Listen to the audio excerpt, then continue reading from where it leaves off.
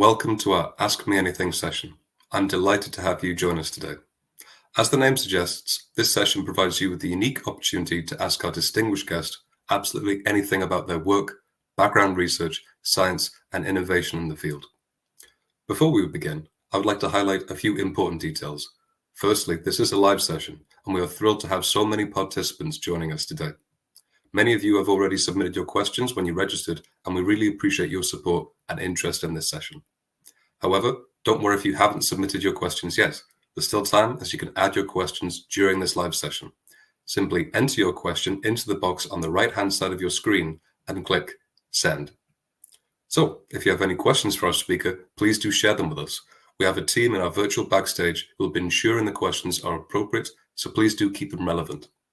While we do our best to address as many questions as possible before the session concludes, whilst you are listening in, be sure to explore the literature section that you'll see on the platform too, where you can find some fantastic resources available to download for free. If you come into any technical issues throughout the webinar, just click the chat icon in the bottom right corner of your screen, and our team will be sure to help you out. So, without further ado, it is my great pleasure to introduce our expert for this session, Andrew Wood. Hello, everyone. Nice to meet you. And you, Andrew. I'm sure we'll have a great Q&A back and forth, many insights together, especially on such a fascinating topic that I know our audience is interested in. So, we always start off with asking everyone a similar question, and it's how did you become interested in studying this field in particular? I got into this field when I was relatively young. I have friends and family who have mental health disorders, and they were being put on lots of medications, and I'd heard through various documentaries and through things I'd read on the internet that psychedelics could be of use for people with these sort of disabilities, say depression or PTSD or stuff like that. And I found it really interesting. I didn't get into this field really until about 5 years ago when I ended up in a cannabis lab. So I graduated with a bachelor's in biochemistry and had kind of moved towards what we saw with the pandemic, sort of RNA work. And I found that really interesting, but I got a job in a cannabis lab, and psilocybin was medicinalized in Oregon a year after I started there. So I began work trying to, how do we analyze psilocybin? What are the molecules of interest?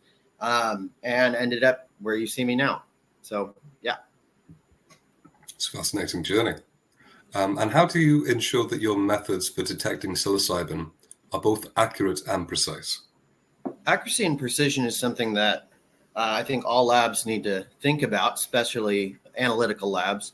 And we gather that data through using, we create calibrations using standards, as well as running those standards against matrix blanks, which have the matrix of interest, usually a mushroom. What we were using was shiitake mushrooms. I don't think that's the best for the future of the industry, but it's what we could do at the time, being a small lab.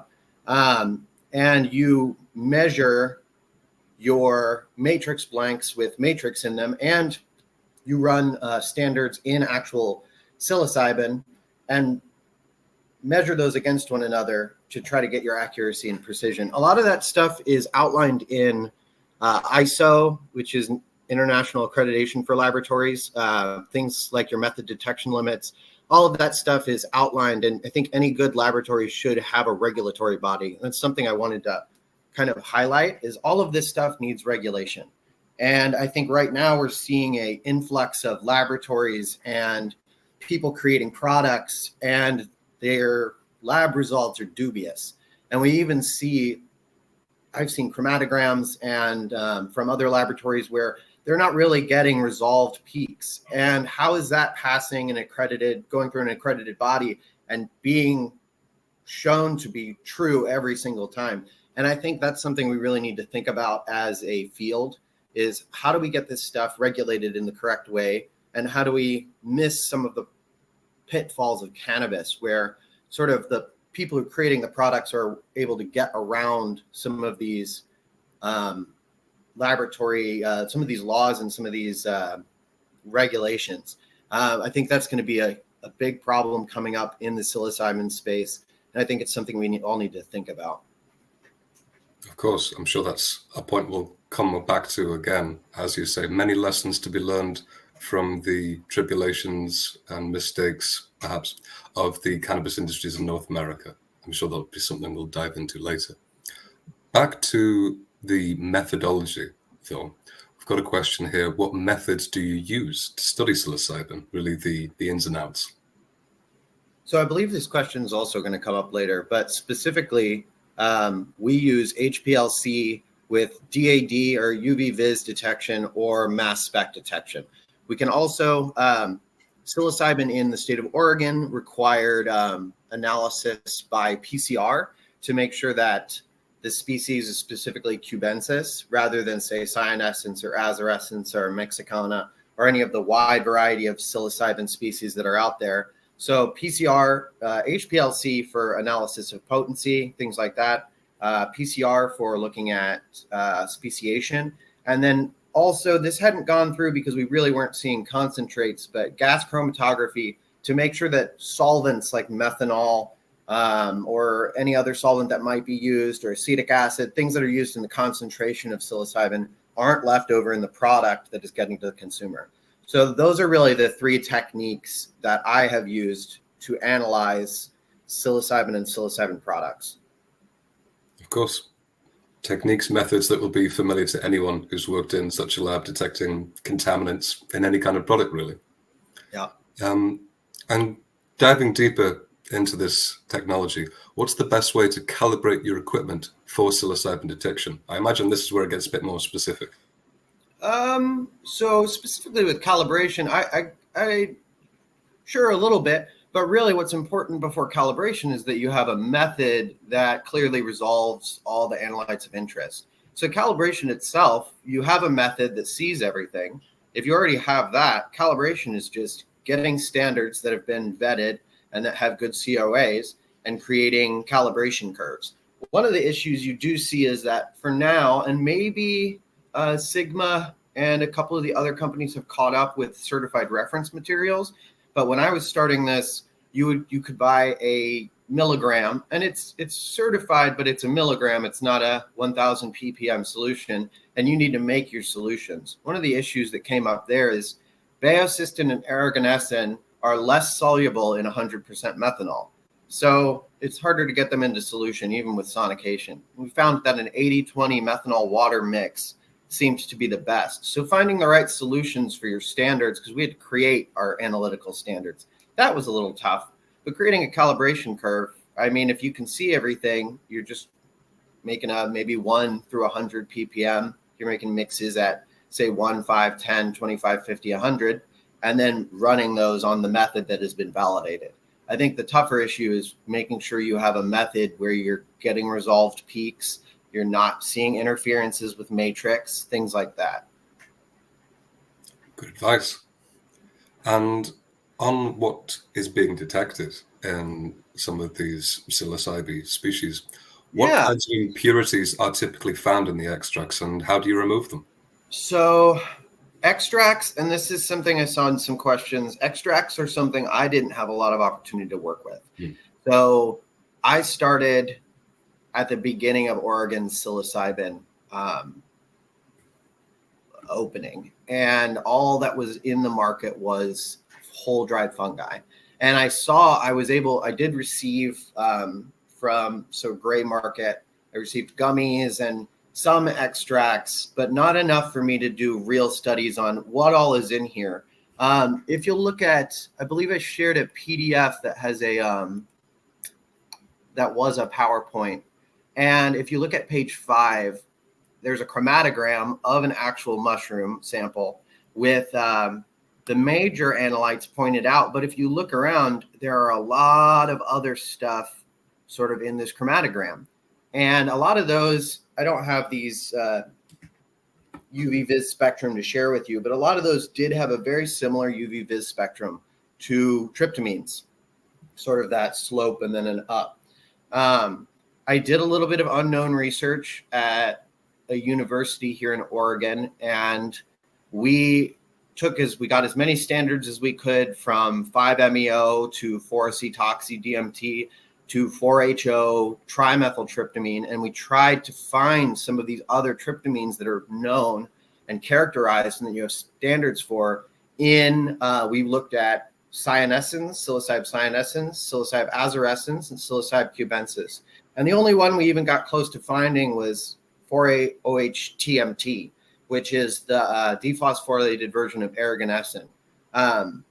And so there's a lot of work to do in understanding what else is in these mushrooms. And I think we're going to see what we see in the cannabis industry, where some of these minor tryptamines may have more therapeutic effects than their major counterparts. There's also a lot of talk about beta carbolines, and I hear a lot of people talk about beta carbolines. Specifically, there was one paper that was published that showed them in P. mexicana. I did not see them in any of the species that we looked at.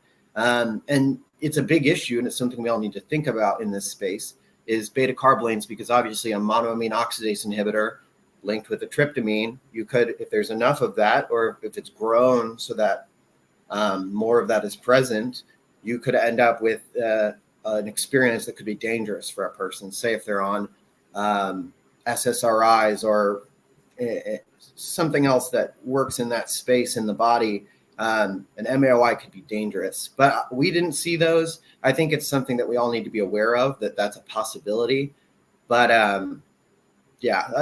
other than that, that's most of what I was able to see as far as contaminants or other byproducts.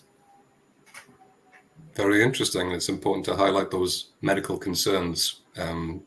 Raises the need for standardization for the sake of the patients and consumers, of course.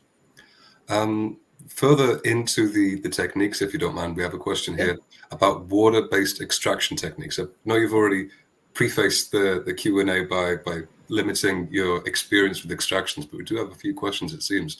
How do these compare with organic solvent-based methods for psilocybin? So this question I actually do have a pretty good answer for. And if you take a look at page 2 on the PDF that I sent out, there's a nice graph that shows the difference, but there's also a fun little difference that's very visual when you're doing extractions. And of course, for analyzing, we need to do small-based extractions. My experience is with small for analysis extractions. But what we did see, water versus organic, and we tended to lean towards methanol as our organic. A lot of literature supported that. It's a cheap, universal solvent. It's easy to get a hold of. It's easy to use. It's not that dangerous. If you go and you have 3 containers, and one has 100% water, one is 50-50 methanol water, and one is methanol, that 100% water and that 50-50 methanol water will turn a deep blue by 24 hours out of the extraction.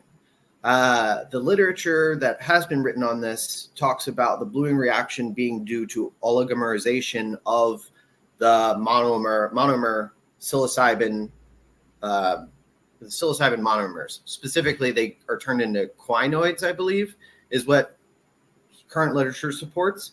And then they attach together and they turn into an oligomer. And then they have that blue color. What you'll notice too is 100% water and 50-50 methanol water is that your psilocybin will go down, which is supported by the idea that it is turning into a chain. So 100% water and even 50% water, not a good place to be with extracting. I think you're going to lose a lot of product. It's not suitable for testing or analysis. You really need a higher organic in your extraction to get good data and likely to get a good extract if that's what you're trying to do. Good advice again. I've got a question pertaining, I suppose, to the later stages of this process, about the cleanup process. How do filtration and centrifugation help in that cleaning up? So what I tended to do was filter with a 0.22 micron PTFE membrane. So basically, my extraction process uses about 10 mils of our extraction solvent, sonicate for 1 hour. And we found that sonicating for about an hour, we didn't lose potency. I did many tests, making sure to confirm that, because obviously we don't want to give our clients false numbers. About an hour sonication, and then pulled out, and you can centrifuge, but it was easy enough if you didn't get big chunks of the mushroom to just pour into a syringe with a filter on it and filter out about the amount that you want to vial out in your HPLC vial. So I used PTFE. If you're using a higher aqueous, you'd probably want to go with something like PES or something a little more hydrophilic. But as I said, higher aqueous, you're going to look at possible oligomerization and who knows what other reactions that could be happening. Okay. Word to the wise, something to keep in mind. Moving away from the technological aspects of this process, I suppose, moving into the scientific and chemical aspects of psilocybin. We've got a question here. What are the basic chemical structures of psilocybin and psilocin, and what sets them apart? Perhaps this is where your whiteboard may come in handy. Okay, yeah. This is, and I've already got psilocybin up here. So the big difference between psilocybin and psilocin is the loss of this phosphate. So psilocybin has the phosphate group. Psilocin has an OH. So basically I can just get rid of that.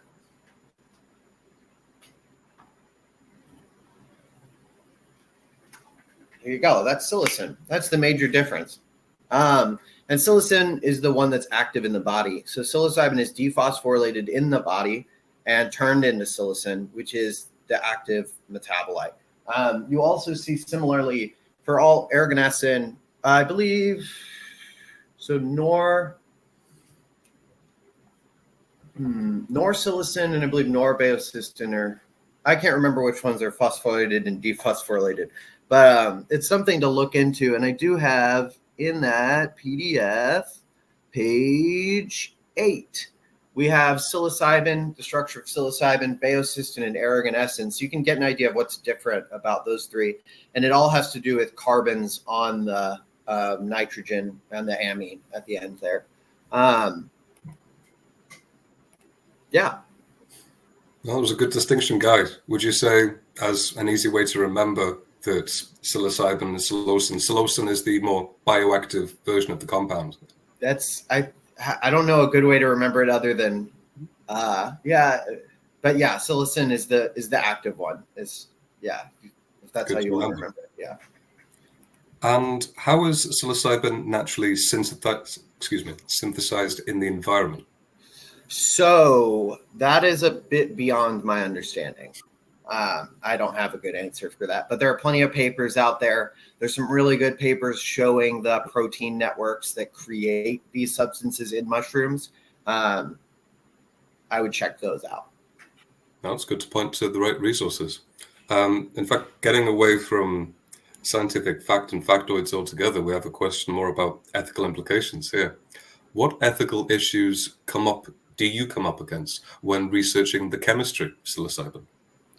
So I think the ethics question is more put on how are we going to regulate this so that the consumer is safe. I think that's where the ethics really play in. And I think you could say that even researching it when it was against the law is unethical, but I wouldn't agree with that. I think the ethics really come into play is how do we protect the consumer? How do we make sure laboratories are protecting the consumer and not going for cash grabs and just trying to make money? That's where the ethics comes in. And I think we're going to have I think that's going to be a battle. And I think we need people on the side of good science. We need people on the side of third-party accreditation of laboratories, on things like that. We really need people thinking that way and championing the laboratories. Like, we need that. We see that missing in cannabis. In kratom, it's a nightmare. This stuff needs to be looked at ethically. Besides that, I think this is good stuff that we all need to be studying. I think these compounds could help a lot of people, from cluster headaches to depression to PTSD. And I think the fact that they're scheduled the way they are in the US is a crime, but that's just an opinion. Of course, we're Always happy here at Technology Networks to advocate for good science, lab work, accreditation, all that good stuff. So interesting to hear. Maybe back to the extraction phase here. What challenges do you face when trying to eliminate matrix effects from psilocybin extracts? So back to the methodology here. So with matrix effects, and I kind of want to jump on something real quick along with that. Matrix effects, a lot of this comes down to how is your chromatography? Are you getting good separation? Are you getting separation enough to get away from some of those matrix effects? What we found is that we didn't have a lot of nasty psilocybin compared to cannabis, compared to water and soil, or psilocybin mushrooms is a great matrix to work with. We found very little interference. It was really easy to see everything, even with just a DAD. One of the bigger problems we have is how do we make sure we're getting good resolution? And if you look at page 9 of that PDF, there's a pKa chart for psilocybin.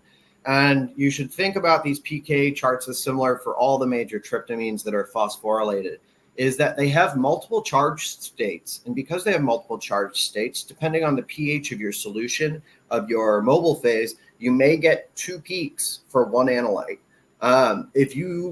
And maybe you move and you finally get 1 peak for one analyte, you might get 2 peaks for another analyte. Trying to resolve all of those analytes is one of the big difficulties of this analysis. And one of the important things that there's some literature really doesn't have it. I've seen plenty of papers. There's one paper where the psilocybin peak is 2 minutes long, 2 minutes wide. That's not, I wouldn't consider that resolved. And this is the kind of stuff where good analytical methods need to be published so that people are all on the same page about how to analyze things, about how to get resolved peaks while also not getting interference from the matrix. And I think that comes down to good chromatography and good analytical methods. And speaking of chromatography, good or otherwise, we've got a question here. Do you prefer using gas chromatography or HPLC, high performance liquid chromatography, for analyzing psilocybin? Definitely HPLC for psilocybin. If you were to try to use gas chromatography, and we had one of my old colleagues did, because he didn't believe we were going to be able to get HPLC methods to work because of the peak splitting and broad peaks and all that stuff, you're going to dephosphorylate your psilocybin in the inlet if you're doing gas chromatography, unless somehow you're vaporizing it at a very low temperature. Gas chromatography is, I don't think, suitable at all for psilocybin potency analysis. It is suitable for analysis of residual solvents. If there was problems with pesticides being put on, which could become a problem with large-scale agriculture of psilocybin, maybe pesticides. That's the kind of stuff I would use gas chromatography for. All potency, I would do HPLC DAD or MS if you have the extra money and you feel like being more specific. Fantastic advice. It's good to distinguish between the methodology for potency, purity, and for contaminants, pollutants. And sticking to the mass spec here, we've got a question. Do you use tandem mass spectrometry, MSMS, for analyzing psilocybin? You can. And I think you can. It's expensive. I mean, I think for most laboratories, a HPLC with a DAD is going to be good enough. But say if you wanted a really short, 2-3 minute method and you have a bunch of overlapping peaks, then I would maybe want to use MSMS to sort of resolve those peaks that are on top of each other. But other than that, I think a DAD is fine right now. Maybe in the future we'll have so many analytes that MSMS is necessary, but I think it's a little overkill. Okay, but good to keep an eye on the future, and the situation may change. We've had issues with false positives in psilocybin detection, says someone. How do you avoid them? So I'm a little confused on this question. This is something I would need to talk to the person asking about. A false positive for psilocybin seems, I never had an issue with that. If it was in my lab, if I saw a false positive, I would be looking at, is my needle clean? Is my path clean? Am I getting psilocybin somewhere else in the system? Am I contaminating my blanks? I would look at contamination first for a false positive. Good general advice, and perhaps the asker of that question can send any follow-up Yeah, please questions do. on the right-hand side of the page. Just click send and we can get those answered. We've got another question. Do factors like temperature and humidity affect psilocybin detection? I presume your lab is controlled. Actually, our lab wasn't as controlled as, say, a BSL-2 lab or a culture lab of any kind. With our analysis, I mean, we're looking at the small molecules. The big issue for us is okay. I have a thought on this. So that would become an issue if, say, I received a batch of psilocybin mushrooms and I ground them all up at once for testing and then tested them that day. And 2 weeks later, the client was like, hey, I want to retest that result. It didn't seem right. And I go back to that batch of ground mushroom and take from that and retest from that ground batch. I'm going to get different results. And there's been a couple literature articles on this. If you look at page 4 of that PDF, there's just some graphics from the Valdova paper, which show an extreme decrease in psilocybin over the period of a few months when it's ground. And I don't know the entire mechanisms behind why this is happening. It's likely like humidity and temperature. More likely humidity. I think it's the water. I had one client who said that he was able to get around this by completely vacuum drying and desiccating his ground samples. I think that's over. I mean, I think what we should be doing is we should be taking full dried fungi, testing every 3 months, maybe even testing before per sale. And then they need to be ground up by the client, by the person consuming the psilocybin, because these compounds aren't that stable. And like norpsilocin will degrade in 2 weeks. You'll buy a standard, you put it in solution, it's gone. It's kind of wild to see. Interesting. And speaking of grinding of the mushrooms, what are the best practices for preparing psilocybin samples for analysis? I think ground into a fine powder, and like I was just saying, grind what you need for your test. So don't grind up your whole bag. Grind what you need for your test. And then do your extraction, whatever extraction you choose. So we like to do methanol water with sonication and then filtration, and vial it out at whatever dilution, depending on your calibration curve. We did 1 to 100 ppm. I can't recall off the top of my head what our LOQ was right now. I'd have to do a little mental math. But I know it was around 0.01% of the full weight. But all that stuff that you can kind of guide based on your dilution, your extraction volume, your calibration. So, and what's nice, psilocybin and psilocin show up in high enough amounts. And it's pretty easy to see both of them. And right now, I think they're what's most important to everybody. These other minor tryptamines, I think, will become important. And maybe some of the laboratories that are doing like synthesis or extraction for clinical trials, maybe they know a lot more about this than I do. I mean, coming from Oregon, we're so new into this. We don't have the resources that, say, a pharmaceutical company might have. So they might have a different opinion. But withstanding that different opinion, I think that was good advice to grind on a need-to-grind basis when it comes to the sample preparation. Do different parts of the mushroom, the cap compared to the stem, for instance, affect the extraction of psilocybin? So that's I was expecting a different question. Caps and stems, people are always saying like which one's more potent, and people say caps are more potent or stems are more potent. We did just for fun, did a couple tests on that and found them to be, the variability is so high. As far as matrix interference from caps or stems, didn't really see anything separate between the two. I think more extensive study could be done into that, but based on how little problems we had with interference in the first place, I don't even know if it's worth diving that far into. Okay. It's interesting that there doesn't seem to be that much difference. Yeah. Does particle size of mushroom material impact the efficiency of psilocybin extraction, though? Huh. I believe that could be a possibility. If you're maybe thinking of sort of the particle size. So I'm guessing you're thinking about the amount of like chitin in the mushrooms. This is a little, I'm not, we did not find that to be an issue. So, but it's an interesting question. It'd be interesting to look deeper into. More to learn. I think you covered this topic earlier when talking about grinding all the mushrooms up at once and then maybe testing a couple of weeks later. So I apologize if you reiterate your point here, but we've got a question. Does psilocybin degrade over time, and what are the products of its degradation? It does degrade over time, and I think the products are something that needs to be studied more. One of the products is psilocin. Psilocybin dephosphorylates and turns into psilocin.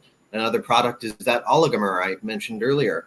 There are likely many other products as psilocybin degrades. And I think looking at that Valdova paper, looking at the bluing reaction paper that talks about the oligomerization, that's where you want to focus if that's your interest. Like, what is this turning into? One of the tests we did with trying to create psilocybin extracts, which I was never able to figure out. I'm not much of an organic chemist, though, so no surprise there. Is that whatever it's turning into, we would end up with this sort of tough rock-like substance that would only dissolve in acid. Really, we could only get it dissolved in hydrochloric acid. And my guess is that these oligomers are binding, and it's just turning into a big polymeric mess. But that's my guess. I really don't know the actual down on the ground chemistry. That's okay. More to learn. We've got more of a regulatory question here, just to break up the biochemical discussion. Regulatory class of these molecules, do these fall under controlled drugs classification? In the U.S., yes, they do. So in the U.S., I believe they're Schedule 1. I think that's unfortunate, and hopefully will change, especially with what Oregon's doing with this medicinal work, which I think is the right way to do it. I think Colorado, good on them for doing it their way, but I'm worried that I think we need to protect the consumer, and I'm worried that people will end up with someone like that plane captain who took mushrooms and 2 days later said that his mental issues had to do with the mushroom. I think we need to protect the consumer right now. So maybe it should be like Schedule 2, which I believe leaves room for medical use. But that's what it is in the U.S. It's definitely controlled. Even getting standards for psilocybin and psilocin, they have to be 1,000 ppm or less. We can't get solid. I could not get, if I wanted to, large amounts of extract. A lot of the work we did was gray market work.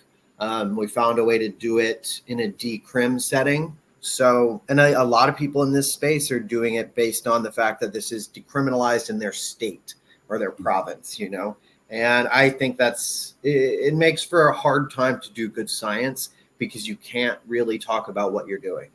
And people don't communicate with each other in the industry. It's kind of sad. Of course.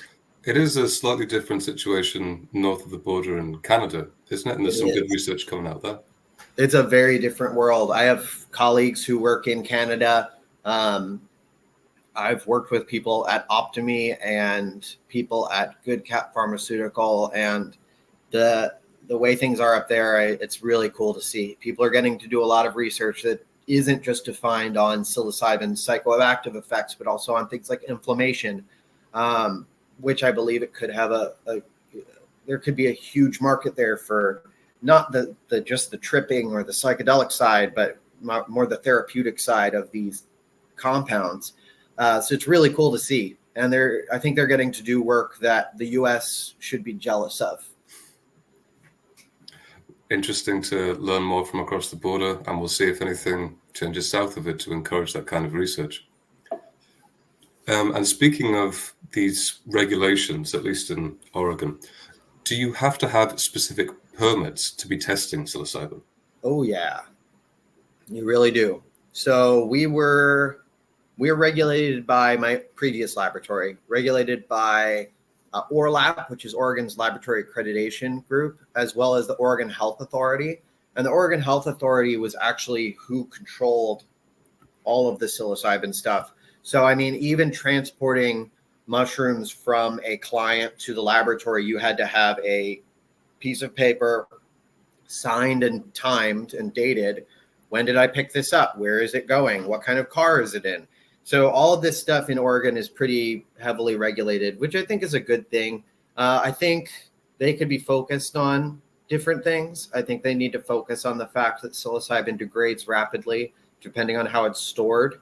And I knocked on as many doors as I could about that problem, but I think that's something we should all be thinking about. And the chemistry, I think the chemistry gets lost. We look at the therapeutic value in human, like in the psychological space. We look at this sort of metaphysical space for some people, but we're not looking at the chemistry. We're not looking at what's actually happening. And I think the labs are kind of getting pushed to the side when the laboratory science is how we're dosing, how we're making sure it's safe, how we know what species of mushroom it is. I think the laboratories need a louder voice, or at least need to be listened to. Of course, it's all about partnership.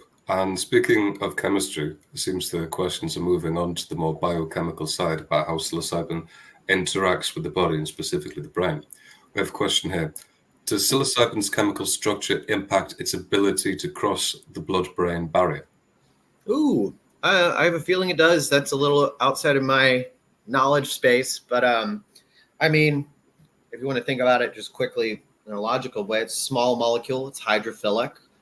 I think both of those things lend towards passage of the blood-brain barrier, but that's a little outside my knowledge. Well, that's okay. Perhaps we have this question. What are the primary chemical properties of psilocybin that contributes to its psychoactive effects? I think its similarity to serotonin is probably the biggest impactor. I mean, it's so close to serotonin, and I believe it's synthesized. I'm not positive, synthesized in the mushroom from L-tryptophan, similarly to how serotonin would be synthesized by the human body. And I think that similarity makes it easier to bind in those GPCR receptors. Form begets function, the old biochemical saying. Well, of course, one would assume there'd be a natural analog to Yeah. enable. Oh, yeah. Serotonin is, if you look up the structures, they're very, very similar. I think they're both indoles. They both have that chain. Yeah. Okay. We have someone who's perhaps a bit insecure or nervous about crossing a border sometime soon, perhaps. What are Okay. psilocybin's major interactions in biological samples like blood or urine? Do they ever show up? Oh, I've been, I'm not sure. I know that most drug tests don't test for psychedelics, and psilocybin is so extremely close to serotonin that I think testing for it would be a nightmare. So I don't think anybody does that. I've never heard of anyone testing for that. I mean, maybe the military, but even then, I think I've known military folks who can specifically use psilocybin because it isn't tested or it can't be tested for. But I bet if you were tripping and somebody came up and took a blood aliquot, they could probably figure it out. Okay, some information there. Readers, listeners, watchers, take that from what you will. Is there a difference between synthetic and natural psilocybin in terms of purity and effects? So getting on the synthetic side here. So with the molecules of psilocybin particularly, or psilocin, no. But I have seen, and I actually had just another friend talk to me about the same issue. People are selling gummies, and they're purported to be Amanita muscaria, which is another psychedelic mushroom. It's more of a deliriant, works on GABA in the brain. It's a very different mushroom. But they're selling them as Amanita gummies, but they actually have 4-acetoxy dimethyltryptamine. So this is an acetoxy group rather than an OH. That's the 4 position. So people are selling Amanita gummies and they're filled with a tryptamine. I think this is really bad for the public. I think it's bad for all our space as scientists. If these kind of things are getting through and say somebody takes what they think is an Amanita gummy and has a psilocybin trip, they think, oh, that's how this is all the time. And then they go get an actual Amanita gummy and they take a similar dosage, they could get hurt. Amanita muscaria, I believe, so ibotenic acid is the muscimol is the one you want. Ibotenic acid can be slightly neurotoxic, but you don't want to overdo that substance. It can be extremely unpleasant from what I've heard from people who do participate in it. I think this is a big issue and why testing needs to be standardized, why companies that sell at head shops or boutiques, all of that stuff needs a COA. And I think the FDA or whoever is in charge of making that happen really needs to make that happen. Of course, sounds like a very similar issue to what has plagued the legal cannabis industry in the states that have legalized it, where these grey market products that market themselves as semi-legal, they can contain things that wouldn't pass the lab tests for the legal products, etc. It drives me crazy. And anytime I'm in a state where that's maybe next to a legal state and they're selling like Delta 8 or HHC or these modified cannabinoids, it makes me really frustrated because who knows in the process from taking that CBD from that hemp and turning it into these modified cannabinoids, what are the other things, the byproducts of that synthesis? Is that getting into what a consumer is ingesting? People could get hurt. And I think that's why good regulation that's not too strict, but strict enough, but not like, choking out a market so we see what's happening. I mean, it drives me crazy seeing what's happening in cannabis. And I'm worried we're going to see that in psilocybin and the psychedelic market. I'm hoping we can learn from our mistakes. Hopefully so. These instances can highlight the ideals of legalization, good regulation, good science. Hopefully, the journey of psilocybin differs slightly to the journey of cannabis in the US legal states. Speaking of hallucinogenic drugs like psilocybin, we can discuss alternative products, I suppose, and how they compare. This is someone's question. How does psilocybin's chemical structure contributes to its hallucinogenic effects compared to other psychedelics like LSD or DMT? Well, what's fun about DMT is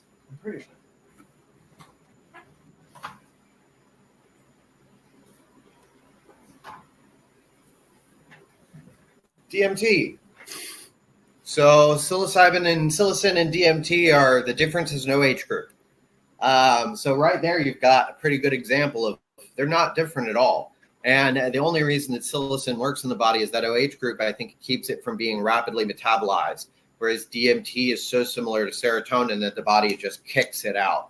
But yeah, that's DMT. LSD is a massive molecule and plays in all sorts of parts in the brain as well as serotonin. I think the hallucinogenic effects are attributed, we generally attribute to serotonin affectation, although MDMA does serotonin but doesn't cause as much of a psychedelic experience.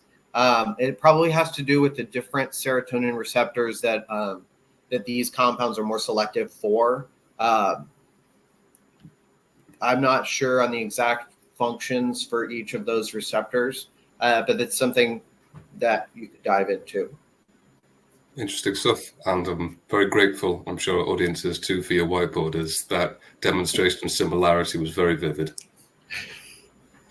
This question goes over my head, I'm afraid. I'm a little ignorant of this. Can you explain the concept of entropic brain theory and its relation to the psilocybin? That's above my head too. That's I'm not even sure what that is, but I'll take a look at it. We can only apologize in the interim for who asked that question. We're both unaware of entropic brain theory. Sorry. Yeah, I'm not sure what that is.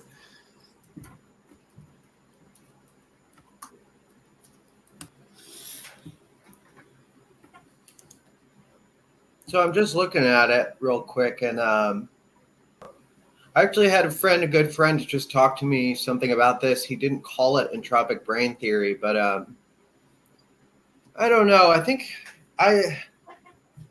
I think it's an interesting idea. I definitely would like more research to be done on this kind of thing. Um, but my world, I really try to stick to what does the data say immediately in front of me. I do like to think about the my subjective feelings and thoughts and views on the world, but I like to stick to what is the data showing me? What are the brain models showing me? What is protein binding showing me? What's going on in the system, rather than trying to look at consciousness. I think that's. I'm not a psychologist. I'm not a neuroscientist. Although I love both of those things. Yeah. No, it's okay. We wouldn't want you to speak too specifically outside of your expertise. I hope whoever asked it, they might have their own theory on how Yeah. entropic brain theory relates to psilocybin use, and I hope they're content with their current hypothesis. Yeah. Can you discuss the potential therapeutic applications of psilocybin from a chemical perspective, or indeed without a chemical perspective? So yeah, from what I've read, there's a lot. And I actually, for a little bit there, I was. Some of them might be posted on my LinkedIn if you check out my LinkedIn still in some of my posts. But I was doing there for a little bit every couple months, reading a literature article on the psychological effects of psilocybin, and reading those articles and then summarizing them to make it a little easier to read. There's all sorts of stuff. I think the big ones are cluster headaches, and then depression. I mean, I think what's going on in Oregon, I'm not super in tune with how it's been going, but I know people are still coming out and having these experiences here in the state. The literature suggests that it is very helpful for people with things like depression to go through these experiences. A literature article I found interesting was they actually found that and I think maybe we really need to be informed by the literature. We need to be informed what people have already done, rather than sort of going off on whatever feels right, which I think happens in the psychedelic realm a lot, is people sort of, it's a very profound place to be. And so you sort of go with your heart, and I believe you should go with your heart, but follow the science. They showed that people who took psilocybin for depression in an ascending order, so small dose, medium dose, large dose, and people who started large dose, medium, small dose, it was much more therapeutic to ease into the experience. And I think that's something we're missing right now, is these therapies are really expensive and people don't know anything about them, and they're not educated, and so they just go in and they take a 25 milligram per kilogram dose and are just shell shocked, and it can be almost traumatic. And I think we really need to keep that in mind, is that baby steps, like wade somebody into the water. Don't just throw them into the cold pool immediately. But there's a lot of literature out there supporting that it's really good for depression. And I have a little stash of literature. If anyone's interested, I can forward it out. Oh, well, we'll see if we can get that resource at the end of the Q&A. But the general advice of moderation is a good one to highlight for this substance and this emerging field, I think. Can you explain how the dosage, speaking of which, of psilocybin influences its pharmacological effects? There we go. I mean, just what I was saying. So baby steps. Start small, and that ascending, people found a much larger long-term increase in mood, or they felt more elevated, whereas people who started with a really crazy high dose tended to be shell-shocked and even a little traumatized. And I think that's something we got to think about. You don't want to scare people off, especially this is so new. And those of us who have been inside of this field for a long time or been following it, for decades, we don't want to like take this opportunity and then have enough people have such a terrible traumatic experience that they go around telling people, oh, there's no good in it. It's not good for us. It's not helpful. It's not therapeutic. So yeah, starting small and moving up. And there's also the issue with psilocybin is that it's a quick increase of tolerance. So, if you take psilocybin today, you tried to take the same dose tomorrow, it probably wouldn't have very much effect. So you need to space it out a couple weeks. So maybe take 5 to 10 mgs per kg one day, and then 3 weeks later take 15, and then 3 weeks later take 20, 25 to reach that experience where you're having that sort of ego death or sort of loss of focus on the self, which I think it can help with. Good guidance there. Good for the patient, the consumer, and as you alluded to, the PR of the industry as a whole. What are some of the common misconceptions about the chemistry of psilocybin, if indeed there are any?